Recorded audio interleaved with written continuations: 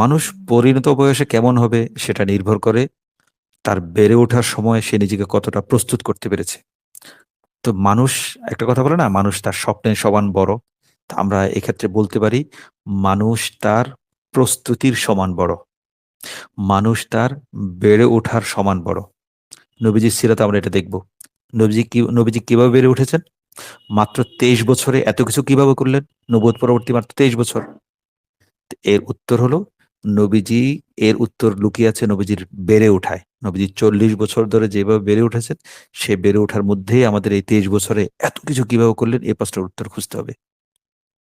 তো আমি যদি ঠিকমতো বেড়ে উঠতে পারি, আমার বয়স যতই হোক, আমি এখনো মানুষের মানে সময় শুরু করার স্টার্টিং এর মেয়াদ আসলে কখনো ফুরোয় না। আমি যখন চাইলে এখনো শুরু করতে পারি। তো আমার ঠিকমতো যদি আমার বেড়ে ওঠার সময়টা, আমার সময়টাতে আমি ঠিকমতো যদি নিজেকে তৈরি করতে পারি, তাহলে আমার পরিণত জীবন অনেক সমৃদ্ধ হবে। নবীজিকে দেখি না। নবীজি সাল্লাল্লাহু আলাইহি ওয়াসাল্লাম নবুয়ত লাভ করেছেন কত বছর বয়সে?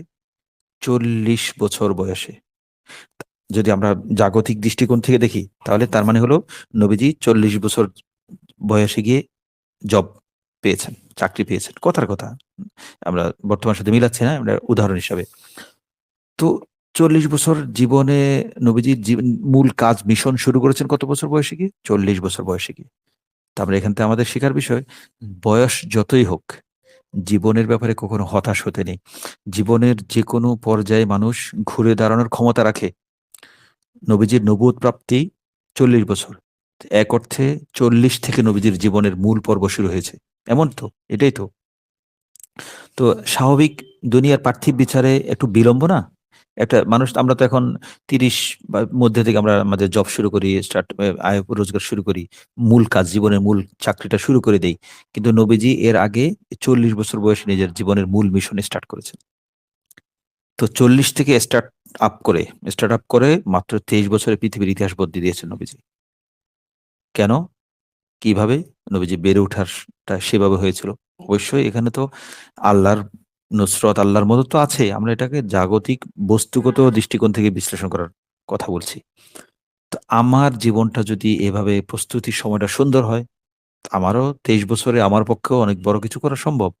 আমার বয়স যদি ৪০ না হয়, আমি এখনো, আমার প্রস্তুতির সময় আছে। আমার ৪০ কেন, আমার বয়স যদি ৬০ ও হয়, সমস্যা কি? ৬০ বছরের বয়সে আমি জীবন শুরু করতে পারি, স্টার্ট আপ করতে পারি।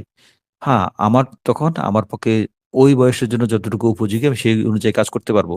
একদম না করার চেয়ে কিছু করে যাওয়া তো ভালো। তো আমরা যারা এখনো শৈশবে আছি, কৈশোরে আছি, তারুণ্যে আছি, যৌবনে আছি, তাদের জন্য সময় কিন্তু এখনো ফুরিয়ে যায়নি। নবীজির জীবন আমাদেরকে এই শিক্ষাটাই দেয়। জীবন অফুরন্ত সুযোগ নিয়ে আমাদের সামনে আসে, আমাদেরকে হাতছানি দিয়ে প্রতিনিয়ত ডাকে যে, আমি যা হতে চাই সেটার সুযোগ কিন্তু এখনো আছে। ইসলামের ইতিহাসে এই শেষ বয়সে বা বেশি বয়সে ঘুরে দাঁড়ানোর, বেশি বয়সে স্টার্ট আপ করার ইতিহাস ভুরি, ভুরি। এই ঘটনা ভুরি, ভুরি। এমন মানুষ ভুরি, ভুরি। আমাদের নবীজি তার প্রকৃষ্ট প্রমাণ। এছাড়া আমরা কয়েকজন ইমাম বা কয়েকজন মনীষীর দৃষ্টান্ত সংক্ষেপে তুলে ধরি। ১ নম্বর ইমাম কিসাই রহমতুল্লাহ আলাইহ। তিনি ইলমুন নাহু এবং ইলমুল কিরাআতের ইমাম। তিনি এই যে ইলমুন নাহর একটা ইমাম হলেন। তিনি এই ইলমুন নাহু অধ্যয়ন শুরু করেছেন কত বছর বয়সে? ৪০ বছর বয়সের পর। ৪০ বছর বয়সের পর তিনি একটা শাস্ত্র অধ্যয়ন শুরু করে শূন্য থেকে, 0 থেকে তিনি হিরোতে পরিণত হয়েছেন। তিনি একটা স্কুল অফ থট, মানে এলমু নাহর, আরবি ব্যাকরণ শাস্ত্রের একটি ধারার জনক বা একটি ধারার ইমাম, একটি ধারার গ্র্যান্ড মাস্টার বা দিকপাল বলতে পারি। এটা কেন, কিভাবে হলো? ৪০ বছর বয়সে হঠাৎ, যাকে বলে আমরা বুড়ো বয়সী ভীমরতি, তার এলমুন নাহু শিখার মতো, যাকে এ এ সাধারণ অর্থে ভীমরতি কেন ধরলো? তিনি একদিন একটা মজলিসে বসেছিলেন। কথাবার্তা হচ্ছে, আলোচনা হচ্ছে। তো মজলিসে বসে তিনি কথা বলার সময় আরবিতে ভুল করলেন। তো আরবি বক্তব্যে ভুল করার কারণে তাকে নিয়ে লোকেরা হাসাহাসি করছিল, উপহাস করছিল। তো এই উপহাস দেখে তিনি সিদ্ধান্ত নিলেন যে তিনি ইলমুন নাহু শিখবেন। শুরু করলেন পড়াশোনা ইলমুন নাহু। ফলাফল, মুসলিম উম্মাহ ইমাম কিসাইর মতো একজন নাহু শাস্ত্রবিদকে পেয়েছে। এবং তিনি নাহু শাস্ত্রের একটা ধারার ইমাম। আর আমরা জানি নাহু শাস্ত্রের ২ টি স্কুল। এটা বসরা স্কুল অফ থট, বসরা এবং কুফা। তিনি এই ইমাম কিসাই কুফার যে স্কুল অফ থট ইলমে নাহু শাস্ত্রের, সেই শাস্ত্রে তিনি জনকের বা দিকপালের ভূমিকা মতো তিনি একজন বড় ইমাম এই এই ধারার, এই ঘরানার। বিভিন্ন সঙ্গীতের বিভিন্ন ঘরানা থাকে, রায়পুরী ঘরানা, রামপুরা ঘরানা, সরাইলি ঘরানা। তো এর ধরুন নাহু শাস্ত্রেরও এরকম ঘরানা ছিল, বসরা ঘরানা, কুফা ঘরানা। তিনি বসরা কুফা ঘরানার এক প্রকার ইমামের পর্যায়ে। এরপর আমরা ইমাম আহমদ বিন হাম্বলকে দিই ২ নম্বর উদাহরণ। ইমাম আহমদ বিন হাম্বল তিনি পুরো বাগদাদের ইমাম। সেকালে বাগদাদ শুধু আব্বাসী খিলাফার রাজধানী ছিল না, এলিমেরও রাজধানী ছিল। তো আব্বাসী খলিফা ছিলেন দেশের রাজা, আর ইমাম আহমদ তার জীবদ্দশায় ছিলেন সে যুগের এলিমের রাজা। এত এলিমের রাজা হওয়া সত্ত্বেও, তিনি সে যুগের সবচেয়ে বড় আলিম হওয়া সত্ত্বেও, তিনি সাথে কি রাখতেন? কালি এবং কলম এবং দোয়াত রাখতেন। কালির দোয়াত, আগে যে কালিতে দোয়াত দিয়ে থেকে কালি নিয়ে কলম ভিজিয়ে চুবিয়ে লেখা হতো। তো একজন অবাক হয়ে জানতে চাইছিল একদিন এ ইমাম আহমদ রাহিমাহুল্লাহর কাছে যে, আপনি একজন ইমাম, আপনার সাথেও কালির দোয়াত রাখা লাগে? তখন ইমাম সাহেব উত্তর দিয়েছিলেন, মাআল মিহবারতি হাত্তাল মাকবারতি, আমি কবর পর্যন্ত কালির দোয়াত আমার সাথে থাকবে। এই ছিল একদম বৃদ্ধ বয়সী ইমামের উত্তর। ৩ নম্বর আমরা ব্যক্তি দেখি, ইমাম ইস ইবনে আব্দুস সালাম, বিখ্যাত মুজাহিদ, এ শাস্ত্রবিদ, ফকিহ, অনেক বড় আলিম রাহিমাহুল্লাহ। তার ২ টি লকব বিখ্যাত, সুলতানুল উলামা, ওলামাদের সম্রাট, আর একটা হলো বাঈউল মুলুক, রাজাদের বিক্রিকারী। রাজাদের বিক্রিকারী কেন? ঘটনা ছিল এমন, তখন মিশরে দীর্ঘ আলোচনা, এ আমরা সংক্ষেপে বলি, মিশরে তখন মামলুক মানে দাসদের রাজত্ব ছিল, যে রুকনুদ্দিন বাইবার্স, সাইফুদ্দিন কুতুজ, ফারিসউদ্দিন আখতাই, যারা তাতারিদেরকে একদম আইনে জালুতের ময়দানে একদম নাকানে চুবানি খেয়ে এ একদম পরাজিত করেছিলেন। এরা ছিল মামলুক, এরা দাস ছিল। তো তিনি ফতুয়া দিলেন, এ সুলতান ইজ্জুদ্দিন আব্দুস সালাম, যে দাসেরা কখনো রাজা হতে পারে না। তো তখন রাজা, দাস রাজা মানে এ এ সাইফুদ্দিন কুতুস, তিনি ইমাম ইস বিন আব্দুস সালামের ফতোয়া মেনে নিলেন। ঠিক আছে, আমি মেনে নিলাম, আমি তখন তিনি কি করলেন? নিজেকে ইমাম সাহেবের কাছে সুপর্দ করলেন যে, আমি আপনার গোলাম, আপনি আমাকে যা করেন, রাজা, দেশের সুলতান। তো ইমাম সাহেব কি করলেন? রাজাকে আজাদ করে দিলেন। তার এখন রাজা এখন আজাদ হয়ে গেছে। সুতরাং আজাদ ব্যক্তি, স্বাধীন ব্যক্তি সুলতান, দেশের শাসক হতে পারে। ফতুয়া ঠিক আছে, ফতুয়ার সমস্যা, এখন ফতুয়ার আর সমস্যা নেই। এই ইমাম সাহেব কিন্তু ছোটবেলা থেকে ধর্মীয় পড়াশোনা করেননি। তিনিও ৪০ বছর পর ইলম শেখা শুরু করেছিলেন। ৪০ বছর পর ইলম শিখা, ইলমি সফর শুরু করে তিনি একজন ইমাম বনে গেছেন। তো এটা জাতা ব্যাপার নয়। তো আমাদের নবীজির থেকে আমরা আসলে এই আদর্শটা পাই যে, এ এমনই সবাই বড়, বড় হয়ে ইলম শিখেও নবীজির বরকতে, নবুয়তের বরকতে তার উম্মতরা অনেক বড়, বড় ইমাম, অনেক বড়, বড় জ্ঞানের গুরু হয়ে পড়েছিলেন। ৪ নম্বর একজন ইমাম কফফাল, কফলুন তালা, ইমাম কফফাল। তিনি শাফিঈ মাযহাবের অনেক বড় ইমাম। যেমন হানাফি মাযহাবের বিভিন্ন ঘরানা আছে না? যেমন মা ওয়ারাউন নাহার, ভারতীয় দেওবন্দি ঘরানা, আবার আরবের ঘরানা, আবার ওই হালাব, এখন যে শামের যে আলেপ্পো যেটা সেখানে একটা ঘরানা। হানাফি মাযহাবের বিভিন্ন ঘরানা ছিল, এখনো আছে। এক ঘরানার সাথে আরেক ঘরানার ছোটখাটো কিছু বিষয়ে পার্থক্য থাকে। যেমন আমাদের দেশেও ঢাকাতে যেমন মাদানী ঘরানা, থানভী ঘরানা, চট্টগ্রামে পটিয়া ঘরানা, হাটহাজারী ঘরানা। যেমন পটিয়া ঘরানা, হাটহাজারী ঘরানার মধ্যে এ পটিয়াতে জিকির জোরে করাকে বৈধ বলে, আবার হাটহাজারীতে জিকরে খফি, আবার হাটহাজারী নামাজের পরে, ফরজ নামাজের পরে মোনাজাত করাকে তারা বেদাত মনে করেন। পটিয়া মাদ্রাসা নামাজের পরে মোনাজাত করাকে বেদাত মনে করেন না। এই ধরনের ছোটখাটো কিছু তারতম্য থাকে। এই ধরনের একটু ঘরানাগত কিছু মার্সালাগত পার্থক্য থাকে। তদ্রূপ সেকালে শাফিঈ মাযহাবের ২ টি ঘরানা ছিল, ২ টি স্কুল অফ থট ছিল। একটা ছিল বাগদাদ ঘরানা, আরেকটা হলো খোরাসান ঘরানা। তো ইমাম কফফাল ছিলেন খোরাসানি মাদ্রাসার ইমাম। খোরাসানি স্কুল অফ থট, ইমাম শাফি স্কুলের। তিনি সেই ঘরানার এক বড় একটা দিকপাল ছিলেন। এই এমন এলেমের সাগর, এলেমের জাহাজ, যিনি একটা ঘরানার, বিশেষ করে ফিকহের ক্ষেত্রে, আমরা যারা ফিকহ শাস্ত্রের সাথে পরিচিত নই তারা বুঝতে পারবো না যে একজন ফিকহের ইমাম হতে হলে তাকে কোরআন, হাদিস, ইজমা, কিয়াসে কি পরিমাণ দক্ষ হতে হয়, তাকে কি পরিমাণ সাগর হতে হয়। একজন মুহাদ্দিস শুধু হাদিস মুখস্থ করেন। একজন মুফাসসির শুধু তাফসির শিখেন, কিন্তু একজন ফকি, তিনি মুহাদ্দিসও বটেন, তিনি মুফাসসিরও বটেন, তিনি ইতিহাসবিদও বটেন, তিনি মুআররিখও বটেন। সবকিছুর সমন্বয় যে তিনি হলেন ফকি, তিনি ইমাম। এমন ইমাম, তাও শাফি মাযহাবের ইমাম, যে শাফি মাযহাবকে হানাফি মাযহাবের সাথে লড়াই করে টিকতে হচ্ছে। হানাফি মাযহাব তো হলো সর্বগ্রাসী। হানাফি মাযহাব, ইমাম আজম এমনভাবে মাযহাবটাকে প্রতিষ্ঠা করে দিয়েছিলেন, সেখানে অন্য কোনো মাযহাব উঠবে, তার সামনে অন্য কোনো মাযহাব দাঁড়াবে, এটা অকল্পনীয় বিষয় ছিল। তারপরেও আল্লাহ তাআলা ইমাম শাফিকে দাঁড় করিয়ে দিয়েছেন। তো তো শাফি দাঁড় করিয়ে দিলে তো হবে না। হানাফি মাযহাবের যে ব্যাপক আগ্রাসন শব্দটা ঠিক উচিত না, মানে ব্যাপক, মানে প্রলয়ংকরী প্রভাবের সামনে আরেকটা মাযহাবকে টিকিয়ে রাখা, বিশেষ করে খোরাসান তখন হানাফি মাযহাবের কেন্দ্র ঘাঁটি ছিল। সেইখানে এলমি যুদ্ধ করে কোরআন হাদিসের পক্ষে, নিজের পক্ষে দলিল আদিল্লা দিয়ে হানাফি মাযহাবের বিপরীতে নিজের মাযহাব দাঁড় করানো, নিজের মাযহাবের ইমাম বনা, যা তা চারটিখানে বিষয় না। এই ইমাম কাফফাল, তিনি কফুল মানে তালা, সারা জীবন তালা বানিয়ে গেছেন। এভাবে তালা বানাতে বানাতে তার নাম কফফাল হয়ে গেছে, মানে তালা বিক্রেতা বা তালা নির্মাণকারী। এই মানুষটাও ৩৬ বছর বয়সে গিয়ে ইলম শিখতে শুরু করেছিলেন। তিনি ইলম শিখতে শুরু করে তিনি একটা ঘরানার ইমাম হয়ে পড়েছেন। যেমন ৫ নম্বর দেখি ইমাম ইবনুল জাওজি, তিনি তো বিখ্যাত রাহিমাহুল্লাহ। তিনি তো সব বিষয়ে ইমাম ছিলেন, কিন্তু ইলমুল কেরাতে তার অতটা পারদর্শিতা ছিল না। তিনি ইলমুল কেরাত পড়া, অধ্যয়ন করা শুরু করেছিলেন ৮৫ বছর বয়সে। ফলাফল তিনি ইলমুল কেরাতের অনেক বড় একটা ইমামে পরিণত হয়েছিলেন শেষ বয়সে এসেও। ৬ নম্বর আমরা দেখি আবু রায়হান বেরুনী, বিখ্যাত ভূগোলবিদ এবং বিখ্যাত বিজ্ঞানী। তাকে বলা হয় এলমের বিশ্বকোষ। এমন কোনো শাস্ত্র নেই যে বিষয়ে তার কোনো দখল নেই, পারদর্শিতা নেই।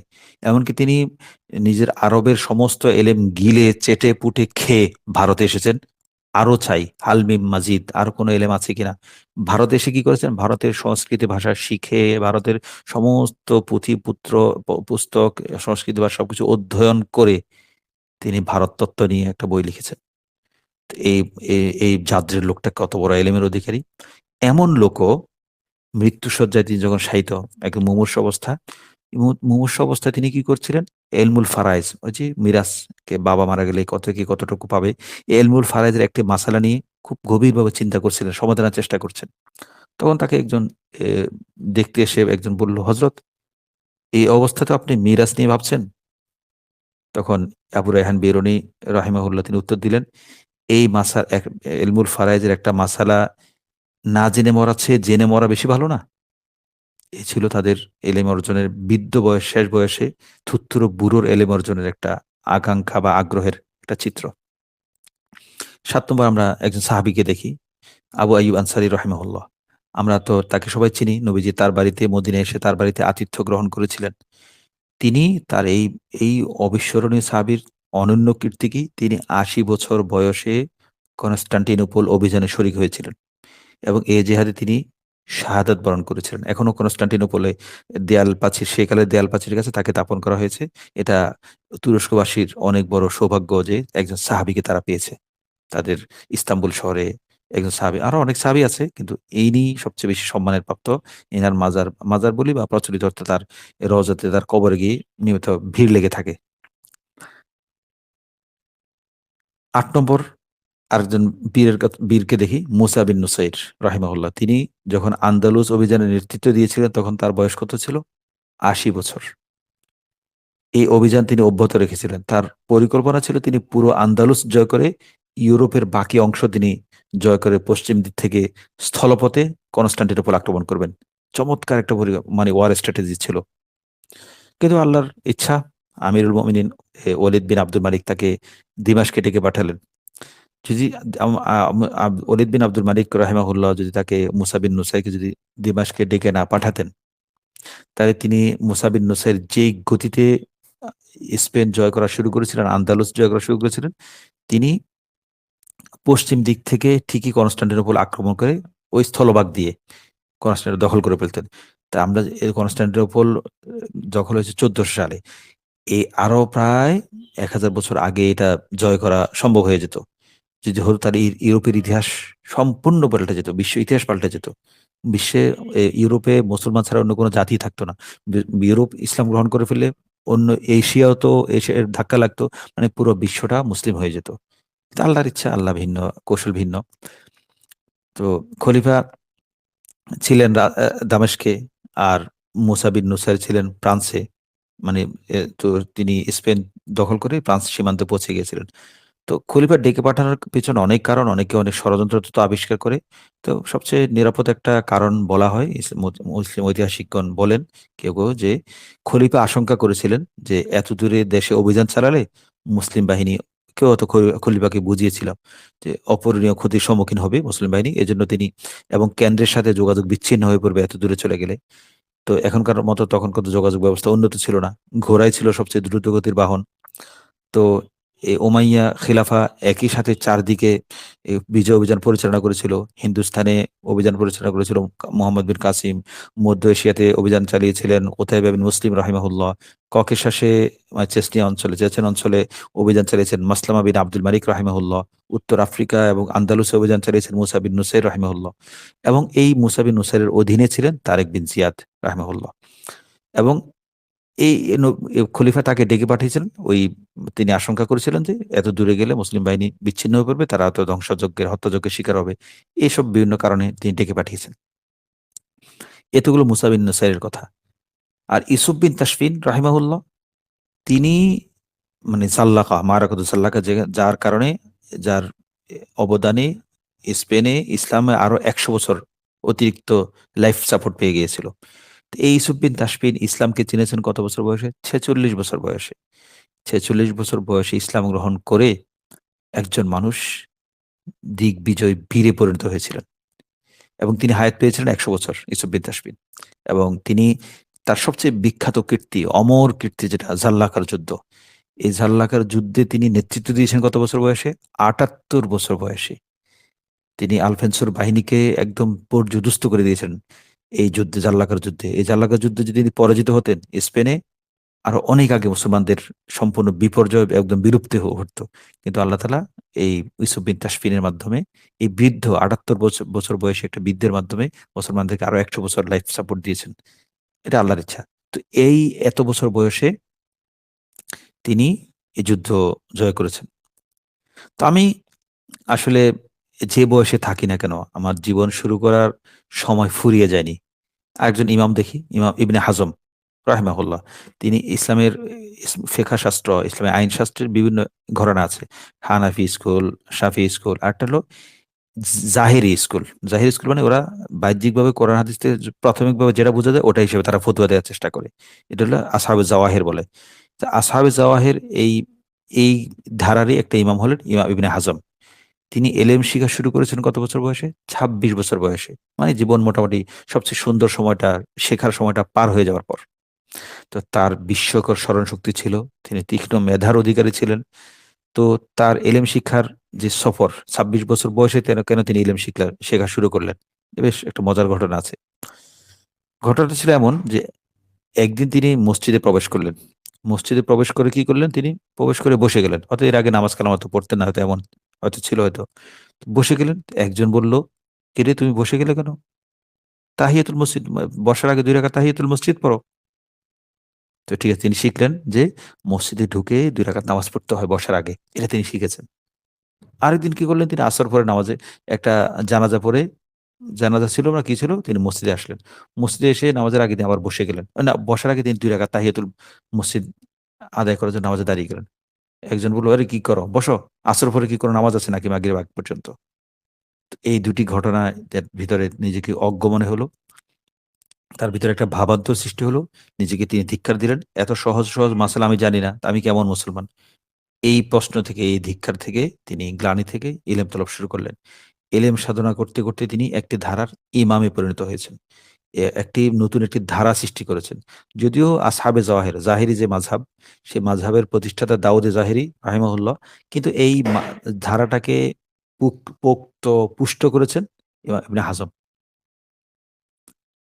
আমাদের ইমামের কথাই ধরি, ইমাম আজম আবু হানিফা রাহিমাহুল্লাহ তাআলা। তিনিও পরিণত বয়সে এলেম শেখা শুরু করেছেন। তিনি মূলত ছিলেন কাপড় ব্যবসায়ী। কিন্তু পরিণত বয়সে এলেম শিখা শুরু করে তিনি হয়ে গেলেন ফিকহের ইমাম। শুধু ইমাম নন, সবচেয়ে বড় ইমাম। তো এই ছিল আমাদের ইসলামের ইতিহাসের ধারার যে সংগ্রাম যেকোনো বয়স থেকে শুরু করা যায়। আমাদের নবীজি জীবনের মূল ধাপ শুরু করেছেন ৪০ বছর বয়সে। এটা তার স্টার্টিং টাইম। তো আমরাও নবীর উম্মত হিসেবে আমার হতাশ হওয়ার কিছু নেই, আমার চিন্তার কিছু নেই, আমার দুশ্চিন্তার কোনো মাথা কপালে ভাঁজ ফেলার কোনো কারণ নেই। আমি যেকোনো সময় যেকোনো মুহূর্তে ঘুরে দাঁড়াতে পারি। আমি আমার জীবনটা শুরু করতে পারি। সবচেয়ে বড় কথা, আমার জীবন, প্রকৃত জীবন তো শুরু হবে কোত্থেকে? মৃত্যুর পর থেকে। লাহিয়াল হাইওয়ান, আখিরাতের জীবন হলো প্রকৃত জীবন। সুতরাং আমার এত চিন্তা কিসের? আমি এত এই জীবন নিয়ে, দুনিয়ার জীবন নিয়ে এত ভাবিত কেন? আমার চিন্তা হবে আখিরাত নিয়ে। আমার লক্ষ্য আখিরাতে। আমার দৃষ্টি আখিরাতে। আমার স্বপ্ন আখিরাতকে ঘিরে। তো আমি এখন থেকে আমার আখিরাতকে সাজানোর জন্য জীবন শুরু করব ইনশাআল্লাহ। আমার জন্য এখনই এই মুহূর্তে এটা সময় আমার আখিরাতকে সুন্দর করার জন্য আমি নিজেকে ঘুরে দাঁড়াবো। আখিরাতকে সুন্দর করার জন্য আমার জীবনটাকে আবার ঢেলে সাজাবো। আমার কর্মকৌশলগুলো ঢেলে সাজাবো। আমার নামাজটাকে সুন্দর করব। আমার তেলাওয়াতটা সুন্দর করব। আমার আমলটা সুন্দর করব। আমার আখলাক সুন্দর করব। আমার দ্বীনি এলেম শিখার প্রেরণা, আমার দ্বীনি এলেম শিখার সময়, গুরুত্বকে বৃদ্ধি করব। আল্লাহ তাআলা আমাদেরকে আমার নবীজির জীবন থেকে এই শিক্ষাগুলো অর্জন করে নিজের জীবনে বাস্তবায়ন করার তৌফিক দান করুন। এবং আল্লাহ তাআলা সমগ্র বিশ্বের মাজলুম মুসলমানদেরকে হেফাজত করুন। জালেম থেকে আল্লাহ তাআলা ধ্বংস করে দিন। এবং আল্লাহ ইসলামের পতাকাকে দিকে, দিকে বুলন্দ করে দিন। আমিন ওয়া আখিরু দাওয়ানা আলহামদুলিল্লাহি রাব্বিল আলামিন ওয়া মা আলাইনা ইল্লাল বালাগুল মুবিন।